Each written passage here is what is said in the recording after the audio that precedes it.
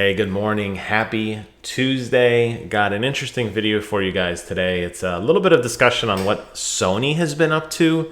There's a big article that just came out from a GQ magazine out of UK.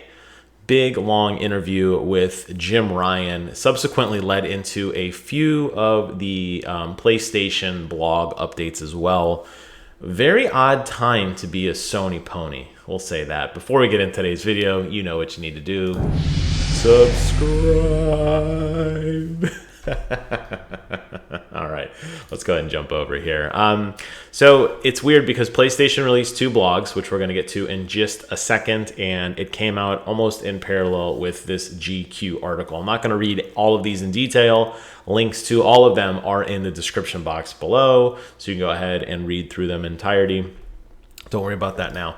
Just listen to my soothing voice as I tell you some of the nonsense that PlayStation has been up to. So first and foremost here, this article was with GQ Magazine with PlayStation's Jim Ryan. He talked about a lot of different things. One of the things that he mentioned was PlayStation VR. I have been a fan of PlayStation VR, and I think many of us who got into it, whether it was the version 1 or the version 2 model of PlayStation VR, understood it to be development tech. I think all of us knew that it was cutting edge stuff. Sony may or may not really support it entirely. There were a handful of games and a handful of developers, mostly on the independent side, that were making experiences, but it's definitely not Sony's top priority, and it hasn't been for a very long time. There are some fun games on there, like Farpoint is a phenomenal experience. I really enjoyed that game. And then you have some other goofy indie games, which are not PlayStation exclusive, but were fun and simple and easy to jump into and enjoy. And PlayStation VR took the hassle out of building a high-end computer, and the setup was very easy. It was just one box that plugged into the PlayStation. Very simple setup, easy to put away when you don't want to use it. I liked it. So the fact that Sony wants to talk about VR for PlayStation 5 makes logical sense because PlayStation was actually a really, like I said, it was a very entry point into VR for many of us. Unfortunately, reading through this article, they don't really have a whole lot to say. It's kind of odd that they even released a press statement about it all. It basically says that we are working on VR. The only thing they have mentioned that's of any real significance here, if you even want to consider that, is that they're talking about a new virtual reality controller that will incorporate some key features found in the DualSense wireless controller and a focus on ergonomics. But that is kind of a no-brainer. Like, of course, your technology is going to increase. I bet the headset's going to be different too. I bet the camera's going to be different too. I don't really understand what this had to say. And it even says here, there's still a lot of development underway for a new VR system, so it's not launching this year. We want to provide you an update. What update? What update? Why was this interview with Jim Ryan? Why did this interview even happen? I don't understand. This makes Sony look really bad. It really does. It makes Sony look really bad, and it makes them look like they don't know what they're doing. They're waffling on the virtual reality front. And a lot of this interview talks about that. I was very confused. Now, they do say, obviously, there are things like COVID that is still impacting the work world. I totally understand that. So they're not really ready for prime time. PlayStation 5 is behind on production. I understand because of COVID, logistical issues. I get it. It's hard to get these things out. It's hard to get these things manufactured. A lot of people are still staying home. Totally understand. So other parts of this interview, which were bizarre, they touch on the Play at Home. Now, Play at Home is an initiative that started last year. It was 2 games that came out, and that was it. It was the weirdest launch of anything I've ever seen in my life, and I think they talk about it here. Yep. Last April, we launched the Play at Home initiative, offering 2 incredible PlayStation games, one of which was Uncharted, the Nathan Drake collection, and the other one was Journey. Now, these were above and beyond your regular PlayStation Plus titles. So these were bonus games, and they put it around this umbrella called Play at Home.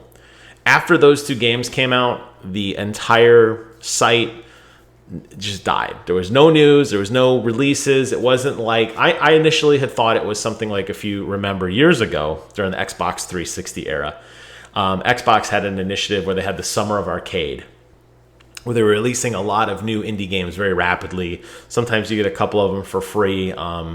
And that was fun. That was a cool thing. Everybody looked forward to it. It was like 4 or 5 really cultivated indie games that were a lot of fun. Everybody was talking about them. They were really cheap. Some of them were free, just to kind of get your foot in the door. I thought that's what Play at Home Initiative was going to become. It never became anything, actually. So it vanished.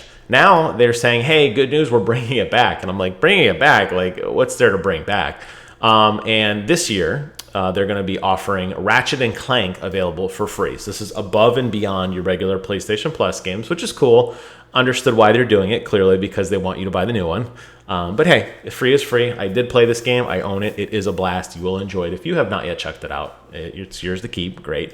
And then after that, they're going to be doing a joint venture with Sony Pictures and Aniplex of Japan to create a anime-focused subscription, which 99% of the audience here in North America, we don't understand this. Okay, we don't get any of this, and that's it. And then it says, but wait, there's more. We're going to outline more in the coming weeks. We'll share more details. I hope so, because again, this doesn't really deem itself as much of a press announcement. This is yet another thing, like a PlayStation VR. What's the takeaway here? We don't have much to say. PlayStation at home, we don't have much to say. And that's really what this interview devolves into, is just a lot of like, well, we have a lot of issues. We're working on things. We have other things coming, but we don't really have anything to announce soon. Yet another juicy piece of news that came out. I know my picture's blocking it slightly, but you can read this line here, the only line that matters. Gran Turismo is also going to be delayed till 2022. So not a lot going on right now for people who have been fighting to get PlayStation 5s. You're eagerly going after PSVR, PlayStation 5 right now. You want to get your hands on the door. Oh, subscribe came up again. Okay. I don't know why I did that, but there you go. Do it again if you haven't already. Don't click it again because you'll unsubscribe. That'd be horrible. If you already subscribed, do nothing. I don't know why that happened. You have PlayStation, you've got your PlayStation Home Initiative, not a whole lot's going on. You have your PlayStation VR, not really a whole lot's going on. You have Gran Turismo 7, really not a whole lot's going on. The only thing that came out of that blog announcement, again, link in the description below, the only thing that really came out of that announcement was that Sony is going to be porting some of their games over to PC. They talked about the success of Horizon Zero Dawn, trying to get more people involved in their games, even if they don't own a console. Interesting to see how this pans out. This is something Sony has been very, very against for a long time. It used to be, if you want to buy PlayStation, buy it for the exclusive titles. If you start bringing these games to PC, you kind of take away the stock of what a PlayStation is all about. If you're going to be able to get Uncharted in the future, or God of War, or Days Gone, or a litany of any of these phenomenal first-party PlayStation titles, it's the same argument I have been making for a very long time on why I don't need an Xbox Series S or an Xbox Series X, because I have a monster computer that's going to run every game that they give me day and date, and it's going to look significantly better. I could use a keyboard and a mouse. I could use my trusted, here's my prop again, Elite controller. I have everything I need to successfully enjoy Microsoft's experience without giving them any more money on the hardware front. Seems like Sony wants to tap into that, and I'm not sure that's the best move for them right now. Although when you do release multiple press statements in a day explaining why things aren't great for 2021 in the Sony land, it kind of devalues what people are fighting for. Why are people wanting PlayStation 5s? Well, they're wanting them because PlayStation is, to me, the best place to play. It's got the most games available, and it's got the best promise of hardware and PlayStation Plus, a phenomenal value. But if you're going to just release all these press statements in this interview, it's a bad look for you. And Jim Ryan, you should be ashamed of yourself for releasing all of this negative news on one day. Just don't say anything. No one was pressing you on what's going on with PlayStation VR. Gran Turismo is one I think you did need to address, and I'm glad you did. But man, what a weird Tuesday. Just not a good look for these guys at all.